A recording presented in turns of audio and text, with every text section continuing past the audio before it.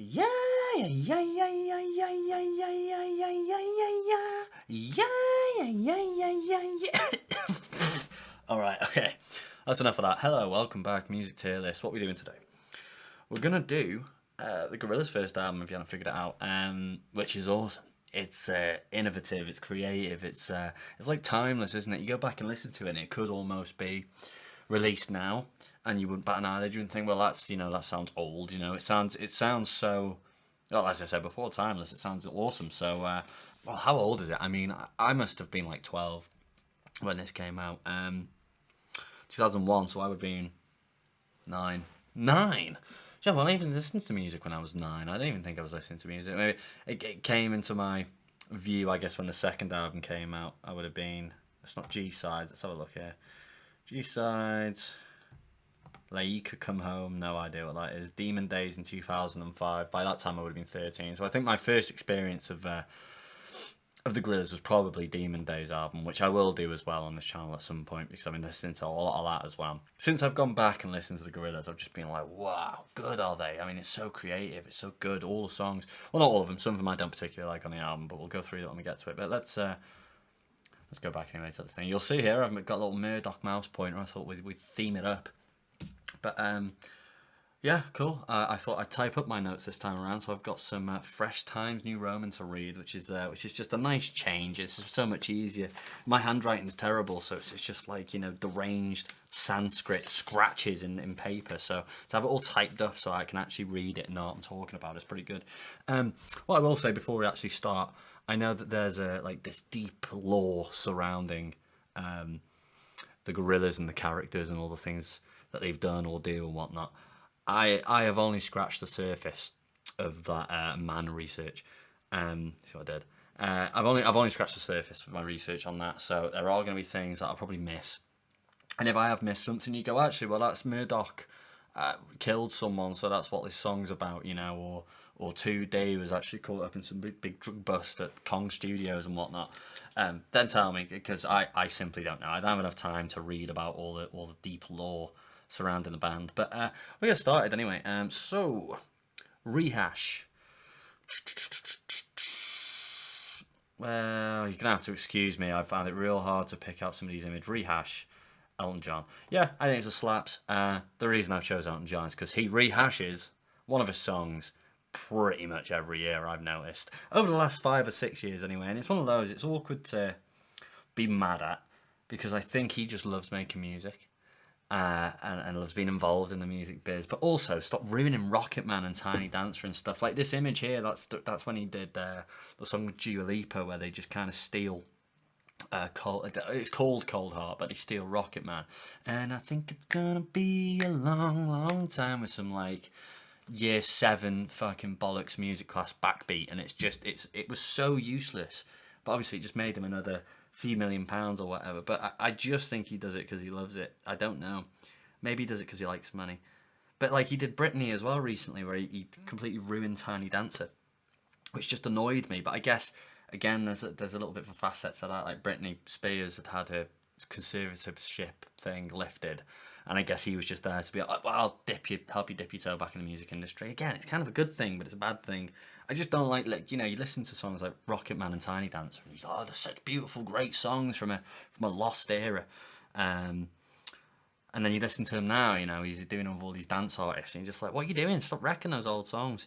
But maybe I'm just feeling old, Maybe this is this week's midlife crisis. Who knows? But what are we talking about? We're talking about rehash. Let's get the lyrics up. Let's have a look.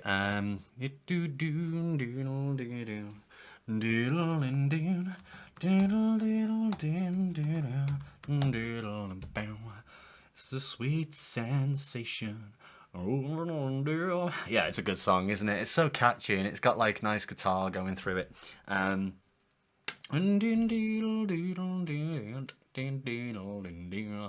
It's the money you'll stop, and then all that weird it's like sitar, but like I don't know, it sounds like an elastic guitar or something, it's all very trippy, and they do a lot of trippy stuff in this.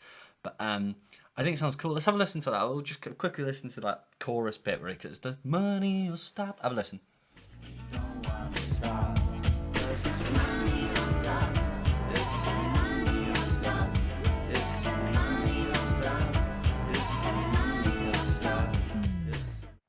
It's so smart, that, isn't it? And I think I don't know whether that's sitar or whether it is guitar with a load of EQs and effects on it, but whatever it is, it just sounds so cool. A proper like twangy, elastic sound that they've put loads of time into, haven't they? They've obviously put quite a lot of time into figuring out what that sound's going to be.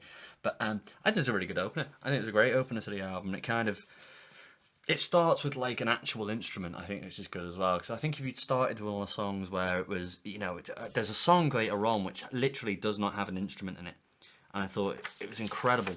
It is a really good song, but yeah, double bass. I think double bass doesn't actually have a traditionally recognised instrument in the song. And if you were to start the album with that, it might take people off guard and they'd be like, well, it's a bit much this. But to just start with something that's a little bit more normal, it's got the guitar, it's got the drums, and then you've kind of got little bits and bobs of weird stuff coming in.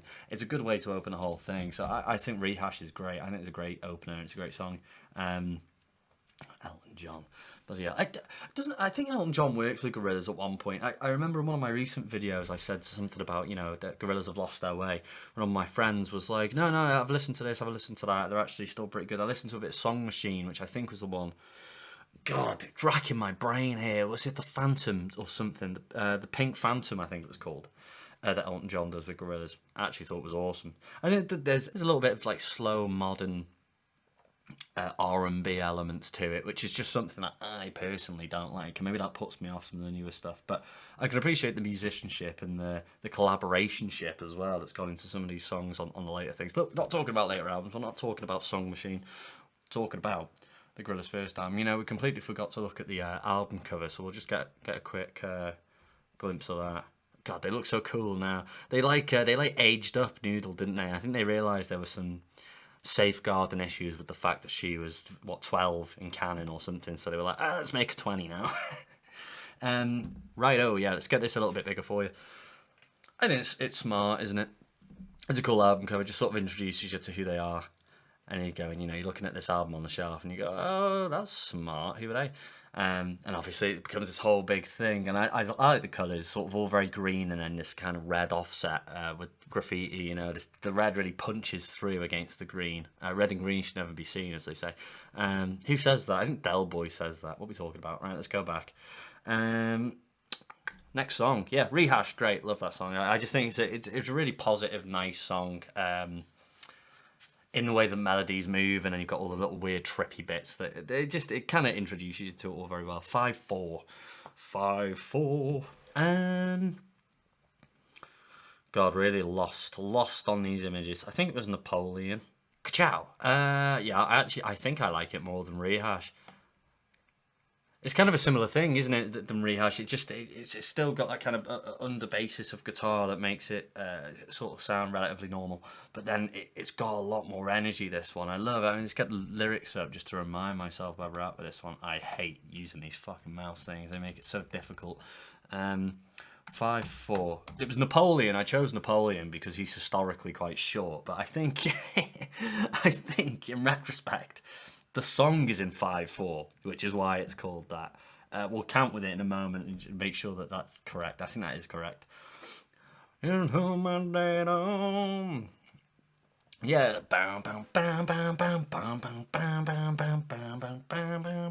So it is in 5/4. It's hard to count 5/4. So it's like 1, 2, 3, 4, 5. 1, 2, 3, 4, 5. 1, 2, 3, 4, 5. 1, 2, 3, 4, 5. 1, 2, 3, 4. My job for me, my job make no sound. But yeah, and then in the chorus it actually goes back to 4/4. 1, 2, 3, 4. 1, 2, 3, 4. 1, 2, 3. Turn my dad on. She turned my dad on. Which is quite interesting to go from to use two times like that, a 5/4 in verse and a 4/4 in chorus. It's not incredibly technical to do, but I mean, there's some bands. What's that band? The band that one of my mates used to love. They're based around mathematics. The math bands. Oh, I'll have no idea. I can't put math bands into Google and expect it to come up. Best math bands. 2 add 2 is 4. Best maths. Yeah, you see how good I am at maths. Yeah, no idea. But there's a band that just all they do is mess with timings and different things, and it's incredible. But yeah, I was making out like 5/4 was the best thing that was ever done in terms of timing, but it isn't. Yeah, I like this one. I love the chorus. I love the chorus. I just got so much. I love that they're giving the actual characters names as well. 2D and Noodle do the chorus. She turned my dad on, dad on, dad on. I mean, does it say anything about what it might be about down here? Well, the song isn't completely 5/4. It's actually polyrhythmic, where the guitar riff is 5/4, but everything else is 4/4. Oh, that's interesting. Kind of shat on what I was trying to say. Who is she? I think 5/4 is that drug he is taking in Premier in 125, because look at what the official website says. This is what I mean. I don't know anything about this deep lore. This drug is taking in Premier in 125. I'm not even going to look it up. I can't bother. But I like it. I like the song. And it's got a lot of energy, and it's certainly a slap. So the album starts so strong, you know, with these two songs. And then Tomorrow Comes Today is the next one. Kind of bores me. I don't think it's a filler. I know everyone's going to get crazy here. I think it's this one, isn't it? Because that's the video. I think that's the first video released, actually, for the album. I think it's a good song. And I like how, like, sort of dissonant it is. Maybe that's the word. Maybe it's not dissonant. It sounds at the start. So you've got kind of this nice, slow, steady R&B kind of drum lick. And then you've got this kind of piano that's kind of offset, and then you've got this weird like harmonium or something like that comes in. Have a listen, I'll put it on.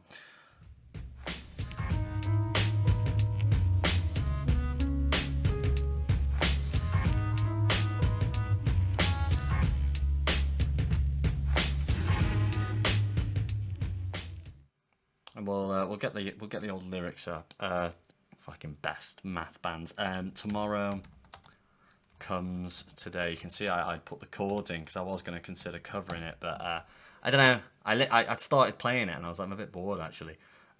Everybody's here with me.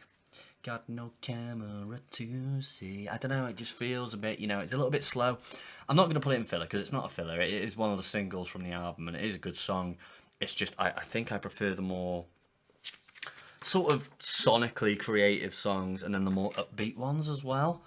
And maybe you'll hate me for it, maybe you won't, I don't know. But I think it's one of the slow burners on this, and there are 1 or 2, maybe even 3 slow burners on the album that just don't interest me. But I think Tomorrow Comes Today is a good song, and I like the chorus. Yeah, I'll pay when tomorrow comes today. You know, I think that's a good lyric. It's not my lyric spotlight, but I think it's a good lyric. But yeah, I think that's that one. That was one of the ones I had the least to say about, and I was kind of annoyed because I was like, well, why is it a single then if there's so little to say about it? Maybe I just personally don't like it. You know, that's what it's all about. It's all subjectivity at the end of the day. New Genius, one of my favourite songs on the album, says Jordan. Sounds very original. The scratch rap solo thing is really creative. That's taken from my New Times Roman notes. I can't remember what it sounds like. Do excuse me for a second while I go listen to it. I don't know why. You know what? Now I'm going to put it into the lyrics and see if I can just figure out what it sounds like from the thing. New Genius, brother.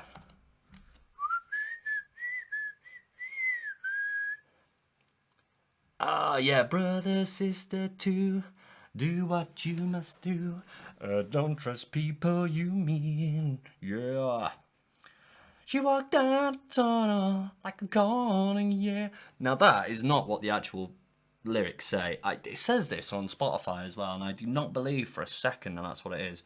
I think, and I've been backed up by some other sources that I read up, she wants fentanyl like a quarter, yeah. I think it's that, and the song is actually supposed to be about kind of this drug epidemic, I read, but I didn't read into it that much myself. Like originally, I thought it was just about like trying to put it in a certain way. It's like paranoia and being worried and stuff. I can imagine this pretty dark, dingy area in this city or something, and this guy's kind of walking around inside his own head about it all. You know, I think some of the lyrics are amazing. I blew a bad man away today, had a gun, it had to be done, I blew the man away. I think stuff like that's proper cool, you know, these kind of set pieces that they set up. I think it's great. The dream on the street, people passing through me, yes they do. One of these has to be a lyric spotlight. I do believe it to be true. The river ain't deep. But yeah, I think it's a great song. I think it sounds awesome. I just love the start as well. I like the like drumming, and he's doing like a ooh,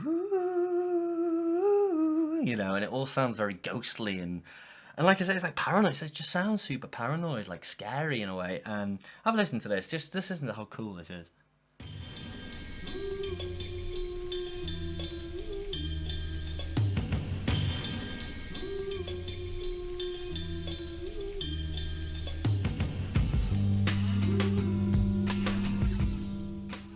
Yeah, isn't that good? You know, like it's all very like tinny, like they're playing the high cymbals and stuff, and there's a little bit of other things, and then when it actually kicks in, all that goes away, and it actually kicks into a proper like kick drum and snare kind of thing, and then when it all builds up to the chorus or the kind of instrumental, and all the scratchy, rappy sound comes in.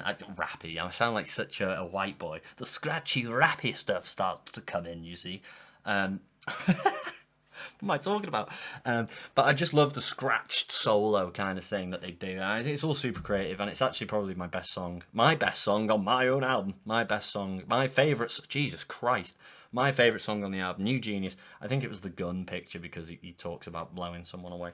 But I think it's a super cool song. And like I say, that intro, it proper sets the scene. I think that actually maybe would have been an even better opener for the album because it just sounds so stylish and so like cool. Clint Eastwood. We're going to have to put that one in slaps, aren't we, I think. I'm not going to put it super high up because even though it's a great song, I think there's even more creative ones on here. And I think this is a single, isn't it? It was meant to be a single, and it's a really good one. So there's no need for me to harp on about it. But what I do like about it, though, I think this is going to be interesting. I don't know. You might already know about stuff like this. But it's the syncopation that happens during the song, which kind of... I think it lends itself to being quite a little bit of a bit of an earworm, and it's because of the way that it.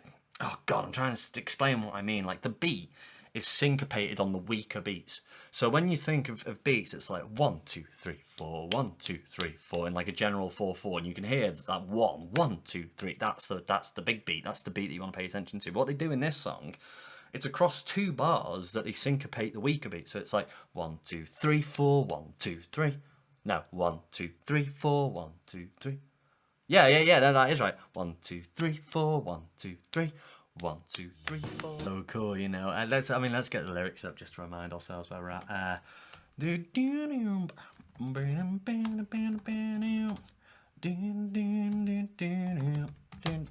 That's such a good vocal melody, this song, doesn't it? I ain't happy, I'm feeling glad I got sunshine in a bag of my future. It's coming on. And then the rapper, I don't know who the rapper is on this. Finally, someone let me out of my cage. Now it's time for me is nothing because I'm counting no wage.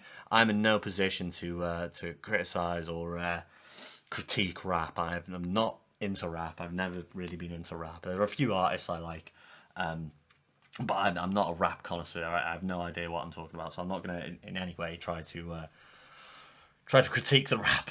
Who is the rapper? Clint Eastwood. Does it say there?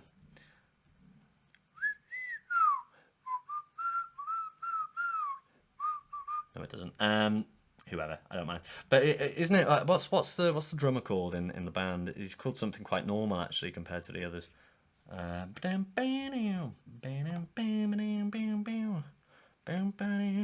Russell Hobbs. This is a piece of sort of the lore that I picked up along the way, is that Russell Hobbs, the drummer, whenever there's a rapper in the song, particularly on the first album, I don't know whether it extends further than that, but on the first album, all the rap that happens, which is only about 3 or 4 songs, he actually invokes the spirits of his friends that died in a car crash with him or something incredibly like crazy. I think it's such a funny little story that they come up with. I mean, I watched the what's it called, the Ogre or something like that, Gorillaz. Jesus Christ, Gorillaz. Rise of the Ogre? Yeah, Rise of the Ogre. The Gorillaz Rise of the Ogre. I listened to like a podcast of that. Some of the storylines are so good. It's like, I mean, how they came to be as a band, you know. It's like Murdoch Lickles is the one who put it all together, who's the green one there. Like, you don't know it. I can put my thing over it. So that's Murdoch Nichols there.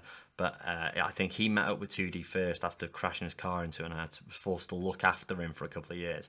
And then them two, they kidnapped Russell Hobbs and took him to Kong Studios and made him the drummer.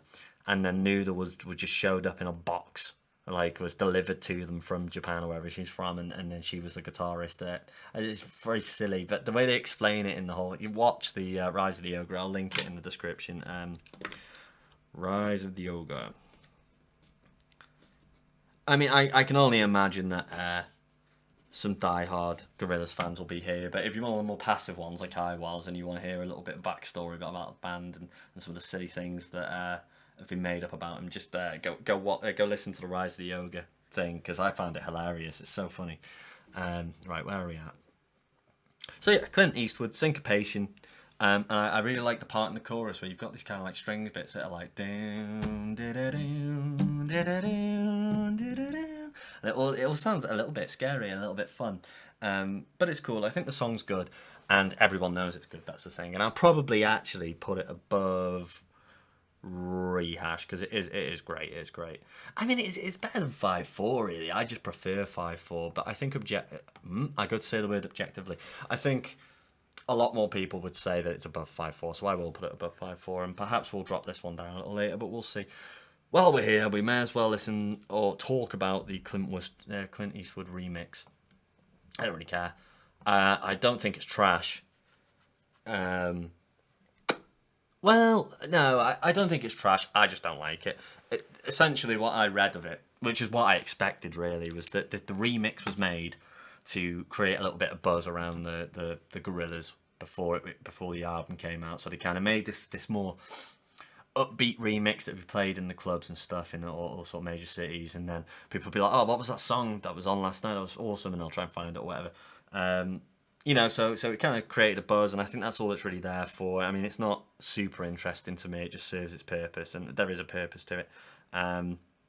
Whereas, you know, 192000 had a remix in the same way, but that one is actually an incredibly fun and creative song. And whereas this one just felt a little like, I'm not going to say there's no creativity in that remix. It's not for me, and I don't think it's better. If not, it's not even on par with the original for me. But yeah, that's it. Cool. Man research. Yeah. That's enough of that. We did that at the start of the video, where the nonsense is. Yeah, man research is cool. It's one of those ones I said earlier, didn't I? It doesn't have like one instrument even in it. Even the drums are made up. They're not a real instrument that was recorded. You know, it's done on some pad or something like that. But I think it's cool. I like the way the chorus sounds, and we'll get the lyrics up and see what we think of it. Yeah. Did I give a lyric spotlight earlier to 5/4? I can't quite remember. I mean, I'll try to do it in the editing process. Man research.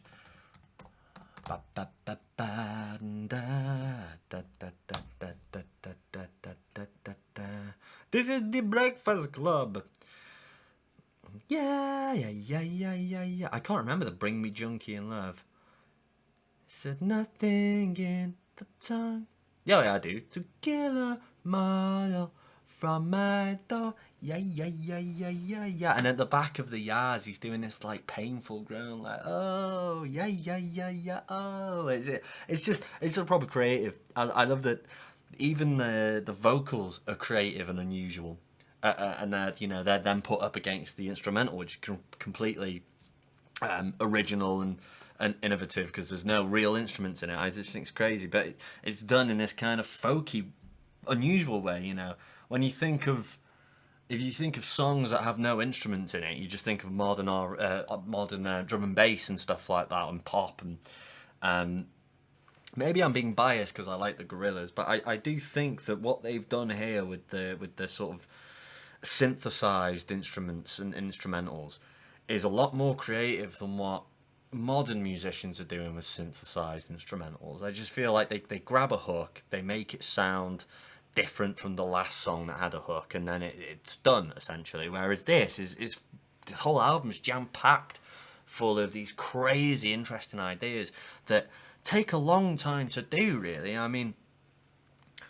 you think now, this could just be me making this up completely, but it feels to me like in some modern songs that they basically, it was just playing 5 notes on a keyboard and adding one thing to it that's been made by someone, you know, adding this little weird effect or EQ style that's been made by someone and add a bit of reverb to it, and it's pretty much done.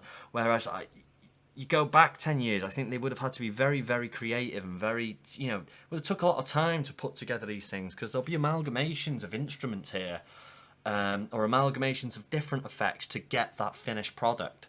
That, you know, because we didn't have the tech, really, I don't think, in 2001 anyway, to just add an effect to a sound and it just sounds exactly how you want it to. You know, with the way that reverbs and delays are done, I mean, this is very much a recording discussion now, but like the way that reverbs and delays and stuff can be added to like a vocal, for instance. You just pick reverb and then the size of the room, and then you're pretty much there, and that's what a lot of people will do. But it takes actually quite a lot of time to create that organically. As you know, if you were to go, right, create a reverb organically now, I mean, you could just stand in a church, but if you wanted to make it sound like there was a reverb without having a reverb thing, I mean, where would you start? You know, I don't know. I just think it's a discussion to be had, isn't it? But Man Research is cool. I like it. I think it's a banger. I don't think it's much more than that. I don't think it's a slaps. Man Research. Punk doesn't really bother me that much. I think it's a filler. Look, I don't angry. I just think it's let me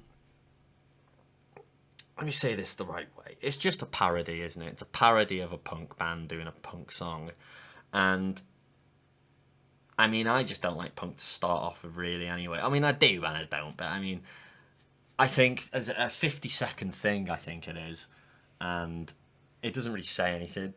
It just parodies a punk song for a little bit of a laugh. And I think it kind of stands out because up to this point, we've had some very creative and fun songs that kind of blow you away. And then they sort of rag you back down to earth with this completely nonsensical song in terms of where you're at. And maybe that's the point of it. Maybe the point of it is to take you out of the moment and go, this is what a regular old punk song sounds like, and then back to the good stuff, you know. Maybe there's the reasoning for that, but I just didn't like. I don't really like it. And it reminds me hilariously, there was this kid that I went to went to college with, who sorry, ruffling my notes all over the place, who he did a recording of do you know it's Elvis Presley, wise men say only fools rush in. This guy, he could only record songs in a like Green Day style, in the same way that when I started recording music, I did everything quite like Elliott Smith, just because he was my biggest influence at the time. And you listen back to my first album, you'll hear how much I am basing my vocals around Elliott Smith's style. And I don't think it's a bad thing. That's what you're influenced by. But I think you need to understand and maybe pull away from that and understand when a song doesn't need to sound like Elliott Smith, or what this guy did, which was he did Elvis Presley in the style of Green Day, but he did the instrumental well. It was like this nice twangy, you know, reverbed up guitar. Down, down, down, and then he came in and he goes, "Wise men say only fools rushing," and I was like, you've completely not understood the assignment there, you know. I can't even appreciate that as trying to amalgamate two things together. It just didn't work, and it was never going to work. And I didn't get angry. I just found it hilarious. But it just reminded this song. It just reminded me of that. I don't know what I'm talking about that for, but it was good. All right, let's move on. It wasn't good actually. Let's move on to sound check. Sound check. I have no idea what the image for sound check is. Oh brother, what's the image for sound check? Is it that? No, it's this. It's sound check gravity, isn't it? we'll put it here for now. I'll think about it. I mean, it has the interesting, like, it has cricket and night sounds at the start, doesn't it? And it's always it puts me off at the start because it's so kind of, I don't know, it's just a bit slow and boring. But I always forget that after about 20 seconds it pumps into. Oh no, yeah, no, that's right. Yeah, it pumps into action after about 20 minutes. So I think I'm gonna put it here because it is an interesting song actually.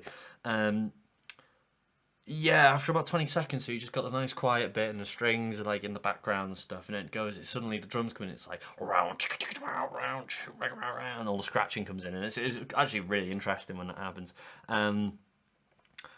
But it's not got a lot of lyrics, has it? As far as I remember, what was it called? It was sound check lyrics.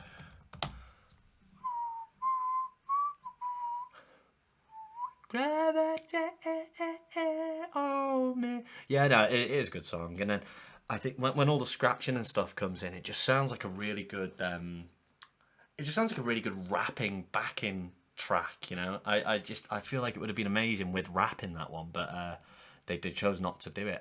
But I think it is a really good one actually.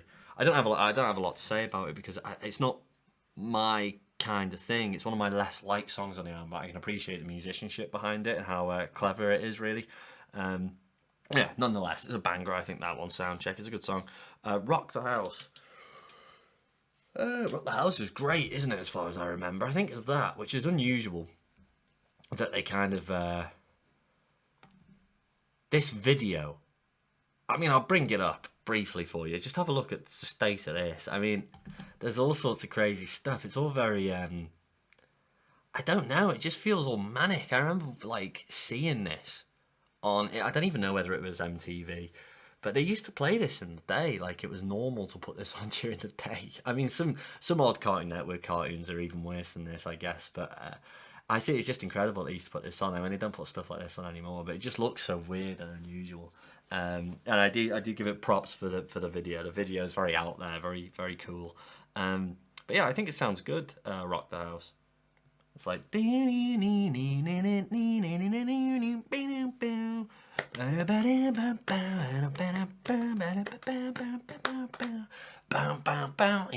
and then it's rap, isn't it, on this one again? It's such a rap.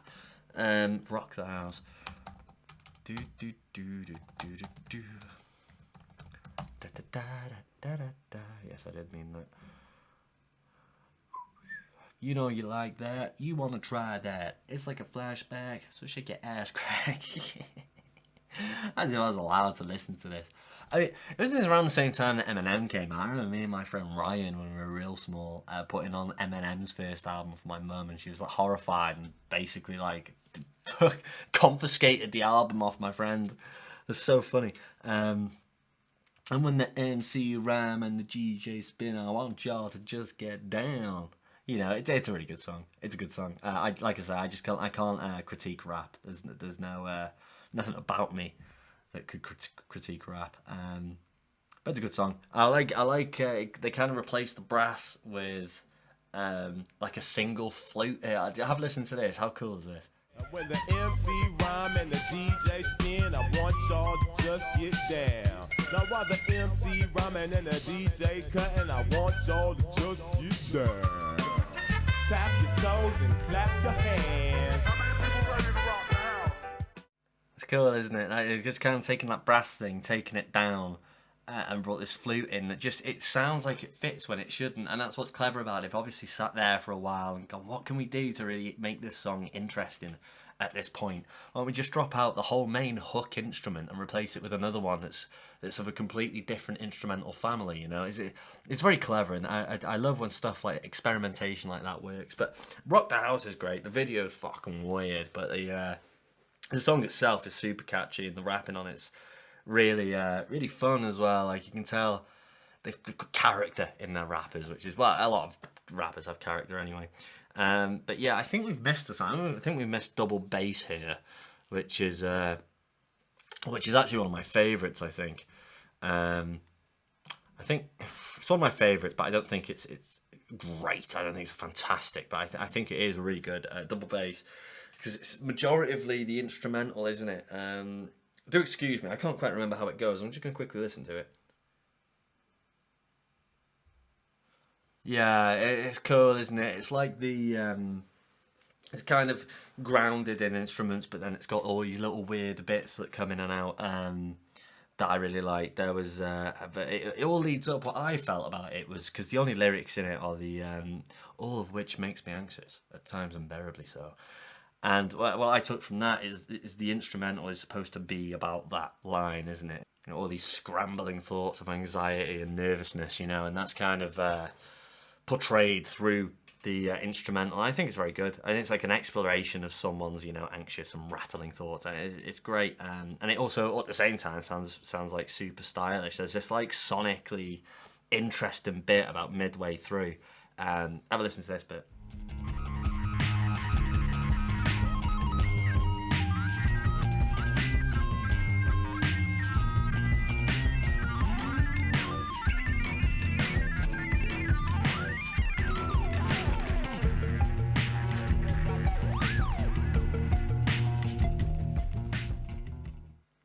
Cool, that, isn't it? I mean, it's just jam packed full of all these unusual, weird instrumental moments that can dip in and dip out. So, you know, and it makes you feel like, you know, those are thoughts that are bouncing from one side of the brain to the other. You know, these moments where you're on one thing and it tangents off to another. I seriously think it's a really interesting song. I don't know why. Well, I feel like I know why, but I'm not entirely sure. But yeah, that's that one, double bass. We skipped over that by accident. We've done Rock the House. We're at 19,2000. Doodle doo. It's a picture of me because I did a cover of the song. I think the original is a banger, and I think the remix is up here. I love the remix, but let's speak about the original first. It just sounds cool, isn't it? So the original is a little bit of a slower version than the remix, and the remix is a little bit of a faster version of the original. But it just sounds so cool. Like the first one's like this dead. I don't even know how to explain. It's like an acidy, mushroomy trip that you're listening to, you know, the way that it all moves. I mean, just listen to how like sonically interesting this is. Here you go, get the cool shine. Get the cool shoe shine. Get the cool shoe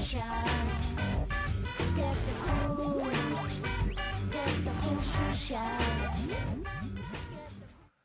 You know, you've got kind of like this weird plodding bassy sound going through the chorus, and then you've got like the bubbling, like unusual. I don't even know how to explain it. It sounds like bubbling sound, you know. And I can't even comprehend how long that would have took to create and like even consider to make. You know what I mean? How would you even consider to? I want to make this sound like it's bubbling. I don't think that's a thought that's ever crossed a musician's mind. You know, for Damon Albarn, it was just like, yeah, no, that's what we want to make. That's what I want to make. I completely forgot to even talk about this whole Damon Albarn thing. You know, he's the guy from Blur. I mean, everyone who's watching this should know, but if you don't know, big reveal, spoiler: Damon Albarn from Blur is the guy who is in Gorillaz and made Gorillaz, and his thinking for it, which I think is incredibly like liberating, I guess, for him. Is that he had so many different ideas for songs and music that he wanted to make, and these different rhythms in his mind that he simply couldn't do them with Blur because they had kind of this. They had this. It wasn't, I guess, a set sound. You could still experiment around your set sound, but for what he wanted to do, he needed to create a completely new band or a completely new project to work on in order to do them kind of openly. And to not worry about what maybe the fans would think, what the bandmates would think. So that's why, you know, the Gorillaz thing started to come together. I think it's incredible. You know, I've thought of, weirdly enough, I thought of doing kind of a similar thing years ago, and I'd kind of finished my third album, and I was like, right, I want to do something crazily different to this, so I'm going to go under this new pseudonym. But I just didn't have any material left, so I couldn't do it. But yeah, I think this is a wild good song. 19,2000. It sounds so cool. It's got real good energy, even though it's a ploddy song. You know, it's so interesting. But the 2000 remix, the 19,2000 remix, is so much better, in my opinion. Anyway, I don't think it's as sonically creative with the instrumental, but it's still so exciting and energetic. You know, there's something about it that really gets me. It reminds me of I'm trying to think of some songs that came out around a similar time that just really got me going. You've got like Starshine, What You Need. That was a good song. But anyway, I covered this one, I guess. I mean, I would say it's closer to the remix than the original, just because I've done it faster. But I thought, well, I couldn't think of a song to do on this album. I was gonna do, funnily enough, the next song, Latin Simone. I thought, wouldn't this be so interesting? I'll take the lyrics, the Argentinian, Spanish, whatever it is, lyrics, and I'll transpose them into English. And I'll record my own version in English, and it'll be groundbreaking. But then, by just literally doing one Google search, I realised that already existed and was recorded by the Gorillaz, but they just preferred the Latin version. So yeah, I was going to record the first two songs, but then I just wasn't getting a feel for it. But then I just really love 2000s. It's one of my favourite songs on the album, so I was like, fuck it, I'm just going to do that. So it's a little bit more grounded, obviously. It's in my kind of style, which is guitarish. Singer-songwriter style, I guess. But yeah, have a listen, see what you think.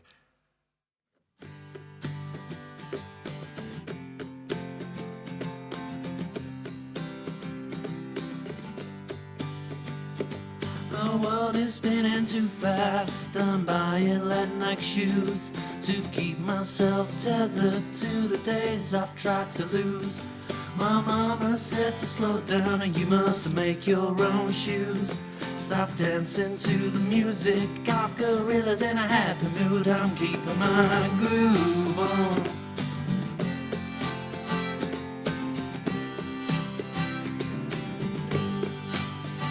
Keeping my groove on.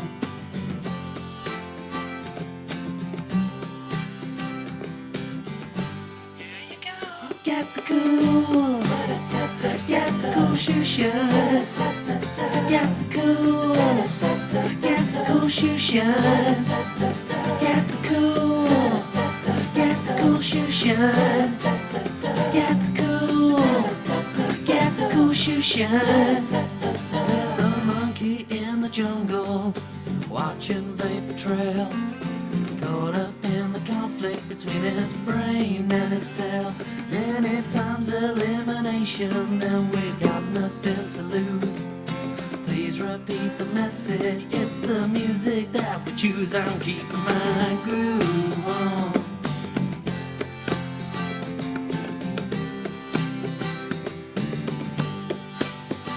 Keeping my groove on.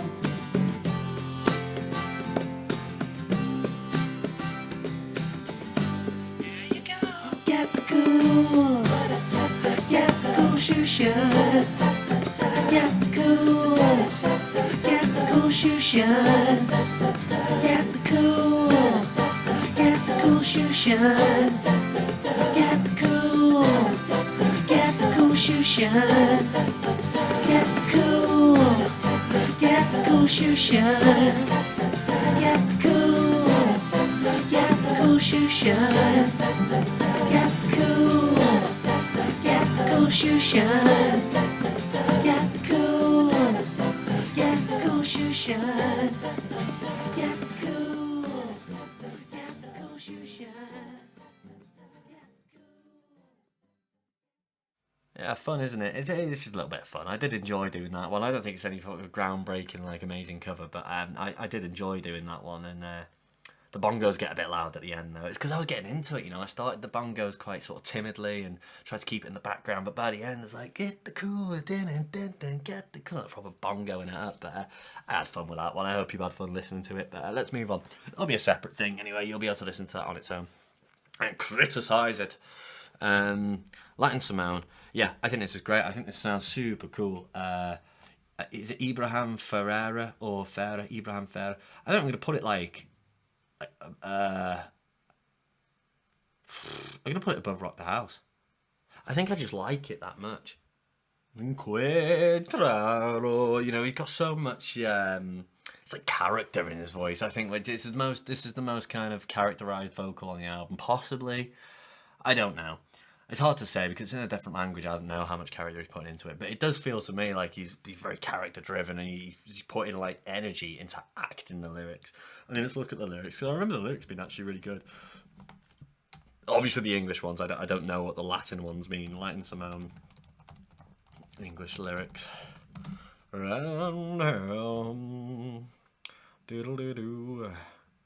Give it up if you wanna survive. Ghetto so alive in your life. It's so cool. What's the matter with me? But yeah, I like it. I mean, I think the instrumental's great, and I think the singing and the acting through the singing is great as well. So I just really enjoy that song. But tell you what, I don't really enjoy Sunshine. You know, I'm gonna put it. I don't think it's. I don't know. We'll think about it, but it just bores me a little bit. I'm not entirely sure why. I just don't think it goes anywhere as far as I remember. Yeah, so it's like Starshine, and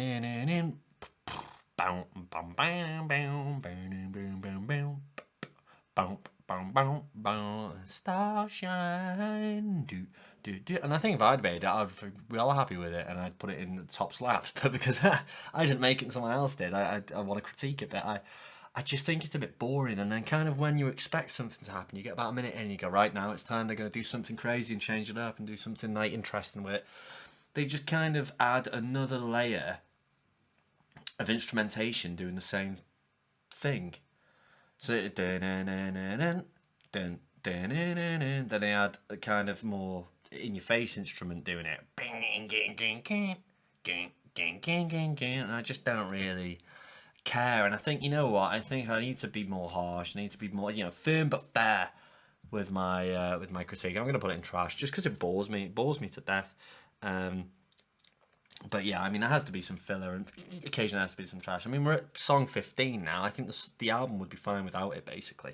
But you tell me in the comments, do you think Starshine? Do you think Starshine's the best song on the album? Because I think it's the worst song on the album, unfortunately. Slow Country. Pingu. I think it goes up here. The reason I've chose Pingu is because there's an instrument in it that just sounds... I mean...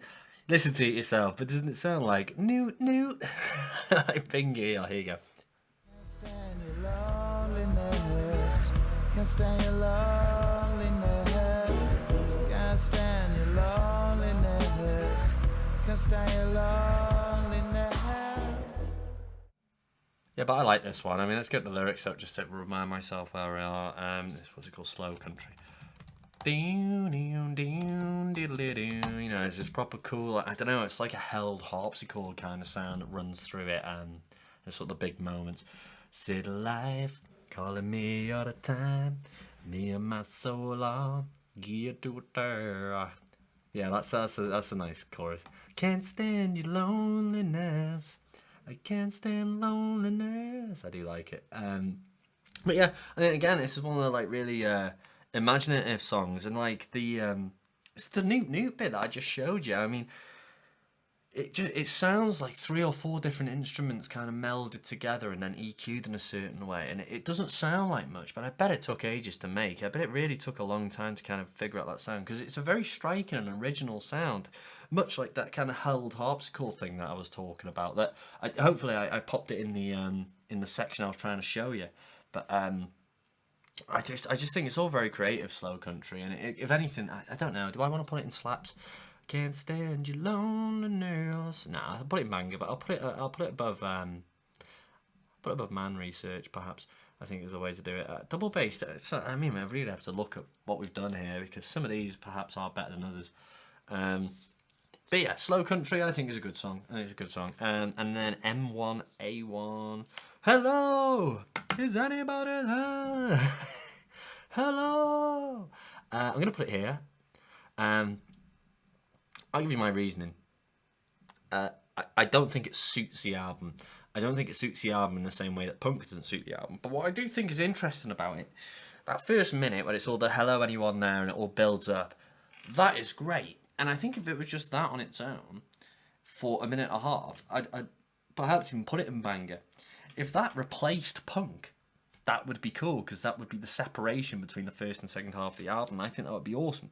But it's kind of that bit, and then it goes into this big rock song that just sounds like a Blur song, and it's excuse the pun, but it blurs the lines between the two bands. I think basically what happens is he has put all his energy, and Damon Albarn I'm speaking about now, he's put all his energy and all his creativity into all these different songs, and he's kind of just got 1 or 2 left over in punk and and M1A1 and has gone, you know, they kind of sound like blurry songs, but we're not doing the blur thing anymore, so I'll just put one here. And that is what it sounds like to me as a song. I will not apologise for my opinion on that. I just think it sounds like a Blur song. If it was on a Blur album, it'd be awesome, but it's on the Gorillaz album, and these two don't need to be on it.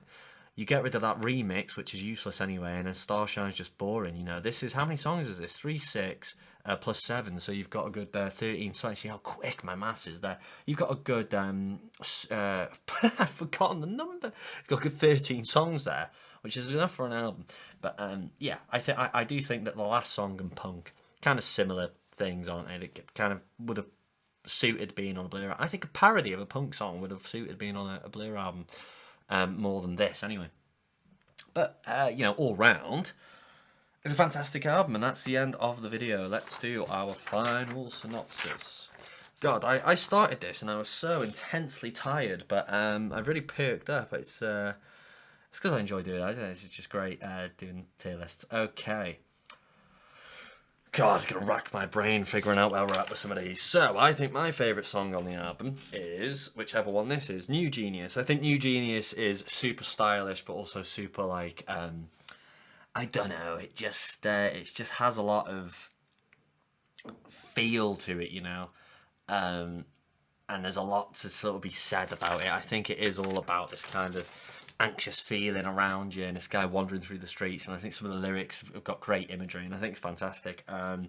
Cool. I do like that. It's my favourite song on the album. The 2000 remix is great. I think it's so exciting and so fun, and it's got so much energy. I think it's a fantastic song.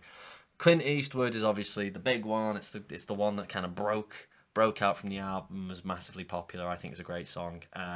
5-4 is the song about Napoleon. Am I joking? It's a song that's in kind of like 5-4 for the verses, but 4-4 for the main part. But I did really like that one. I think it's alongside Rehash as being the two great openers. And I think what I will do is actually put Rehash a little higher. I think I'll put it above Latin Simone. I'll probably put it above 5-4 as well. I think personally, I just love the way that the chorus moves on this one. But Rehash really does have some good stuff going for it. It's just really good melodies in that one. And it's still kind of grounded, and it brings in these little moments where you go, this is a bit of a different kind of sounding album. So it introduces you well, and I think it deserves to be a little bit higher up for that. Latin Simone with Ibrahim Farah, who I'm actually going to listen to in a little bit more detail in my own time, because I just love his voice. I think it's incredible, and I hope he does the kind of same thing on his own albums and whatever he does. Rock the House is really great. The rap in that is awesome, and just the way it sounds with the flutes and the brass kind of against each other. I think it's super creative.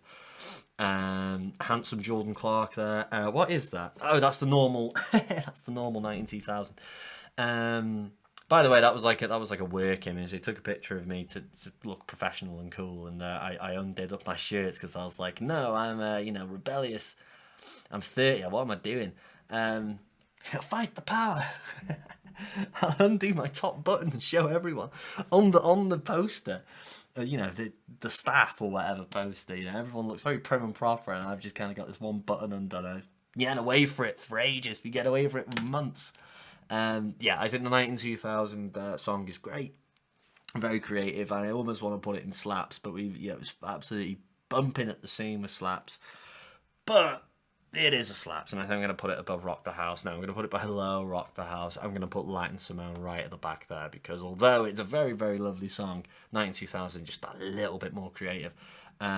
Double bass. I really like this song. Oh yeah, it's the instrumental. All of which makes me anxious. At times unbearably so. It's cool, isn't it? I like that one. Tomorrow Comes Today. I don't know, it's a bit of a snoozer for me. I don't know why it was I can understand why it's so popular. I do like the song, but it's just against some of these other ones. It's so innovative and so different and crazy. This one just felt a little bit of a snoozer for me, but Pingu was a good song as well. Pingu. It's not Pingu. What am I talking about? It's Slow Country. I love Slow Country. And Man Research is good, and so is Gravity. Although Gravity is on the level, on the line of being a filler, but I just think it is the one with the scratchy stuff in it, isn't it? Soundcheck Gravity. Yeah, it's got like the really cool rap sounding backing, basically. It just sounds like a really good backing rap track. And I was just a bit confused why it was never done that way. I think it should have had rap in it and it would have been better. But I don't think it goes. You know what? Now I'm going to put it here. I'm going to say that if it had rap in it, it would have been better. I think that filling out those gaps with a bit of rap, but my favourite, some of that classic rap, that vintage, delicious rap would have really brought this to the forefront, you know. And then we've got the two kind of blurry ones. I mean, Punk isn't even a blurry one. I think Punk's just a bit boring. M1A1 is a blur song, doesn't belong on this album, and it can just, again, takes you out from some of the crazy good stuff that they are doing. I'm actually going to put that here. No, I'm not, because at least it's you know, a longer, more put together song than Punk. But that's the Clint Eastwood remix. It was made for a purpose and it fit that purpose.